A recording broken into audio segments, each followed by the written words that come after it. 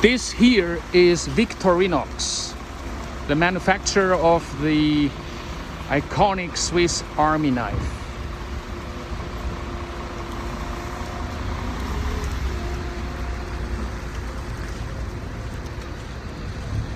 And it's quite a big building because those buildings there also are part of the whole Victorinox complex.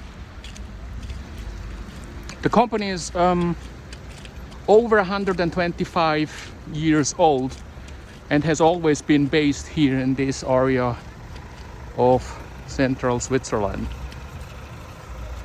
And I don't know if you can see it up there. It's like a Swiss Army knife.